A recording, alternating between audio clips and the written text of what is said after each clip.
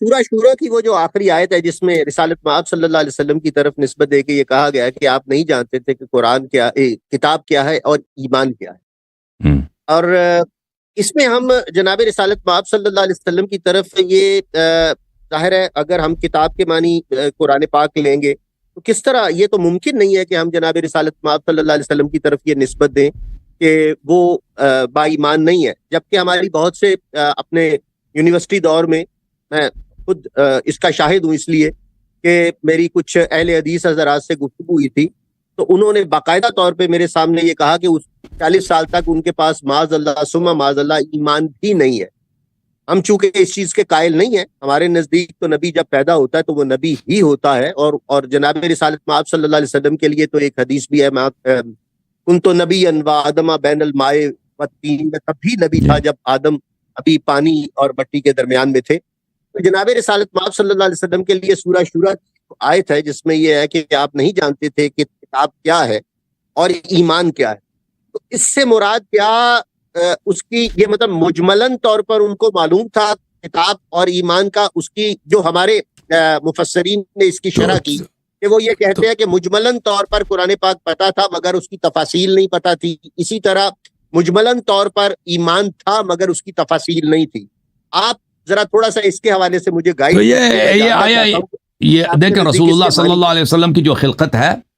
یہ دنیا سے پہلے کہ ان کی خلقت ہے۔ جو رسول صلی اللہ علیہ وسلم اس طرح نہیں کہ پیدائش ہوئی ہے وہ پہلے کافر تھے، جیسے ابن تیمیہ وغیرہ اپنے کتابوں میں کہتے ہیں کہ نبی صلی اللہ علیہ وسلم کافر تھے، بت پرست تھے، اپنے وہ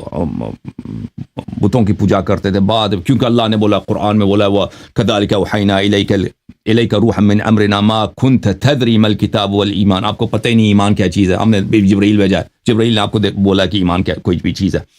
تو یہ تو اس طرح کہتا ہے نا کہ نبی صلی اللہ علیہ وسلم پہلے بت پرست ہے اور نستجیر باللہ مشرک تھے، ان کے والدین بھی مشرک تھے، بعد میں یہ مسلمان ہوئے،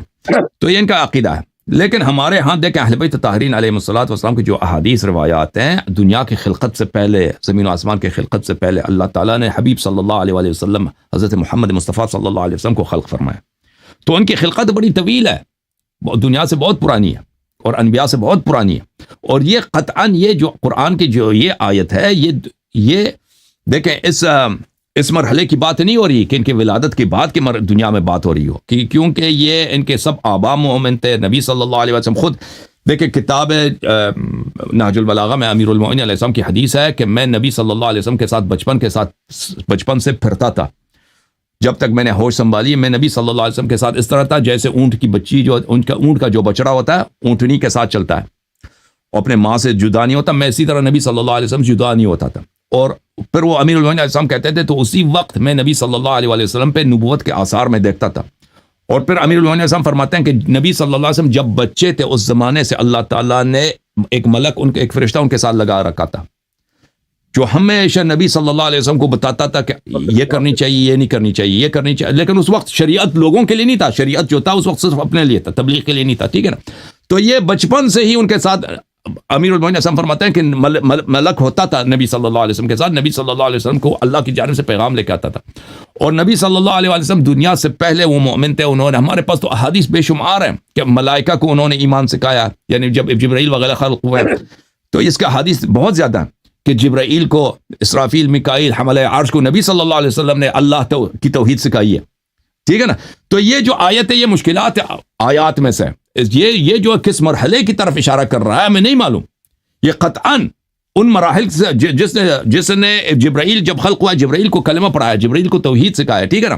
ملائکہ کو، حملہ عرش کو توحید سکھایا، تو وہ یقیناً دنیا کی خلقت سے پہلے وہ مومن تھا، اس کو ایمان کا پتہ تھا، ٹھیک ہے نا۔ یہ اس کب کی خلقت کی بات ہے ہمیں نہیں معلوم۔ اور یہاں پہ وَكَذَلِكَ أَوْحَيْنَا إِلَيْكَ رُوحًا مِّنْ أَمْرِنَا، یہ روح جو ہے نا، اس کی روح کیا چیز ہے؟ روح کے مختلف معانی ہیں۔ اہل بیت علیہ السلام کے احادیث میں کہ نبی صلی اللہ علیہ وسلم کے نفس شریف میں، ان کے ذات اقدس میں ایک روح ہے، یہ کوئی فرشتہ نہیں ہے، ایک فرشتہ روح ہے، ٹھیک ہے، کہ جو سورہ قدر میں بھلے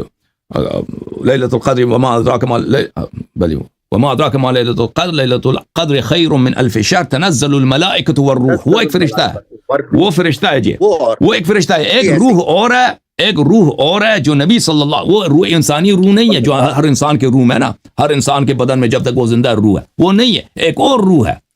اس کی بدولت ہے نبی صلی اللہ علیہ وآلہ وسلم غیب کو دیکھتے ہیں, نبی صلی اللہ علیہ وآلہ وسلم زمین و آسمان کو دیکھتے ہیں. وہ ایک الگ نور ہے جو نبی صلی اللہ علیہ وسلم کسی نے اقدس میں ہے, ان کے ذات میں ہے, ان کے دل میں, ان کے نفس شریف میں. اس کی حقیقت ہمیں نہیں معلوم. اہل بیت علیہ السلام کی روایات میں اس روح کا بڑا ذکر ہے. یہ فرشتہ بھی نہیں ہے, ان کا اپنا نفس شریف میں ایک ایسی اللہ تعالیٰ نے نور رکھا ہے. ٹھیک ہے نا,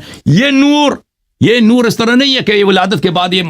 شاید ان کو ملی ہے نا. یہ پتہ نہیں اللہ تعالیٰ نے جب ان کو خلقت کی ہے زمین و آسمان کی خلقت سے پہلے, شاید اس میں ان مراحل کی بات ہو رہی ہو جو سورہ شورا کے آخری آیت کی بات ہے. ٹھیک ہے نا, اللہ آپ کو عزت دے. تھینک یو سر, بہت مہربانی. آپ کا بہت شکریہ. طارق صاحب آ گئے. ایک جی sir, thank you sir, thank you, بہت مہربانی. اللہ تعالیٰ آپ کو عزت دے.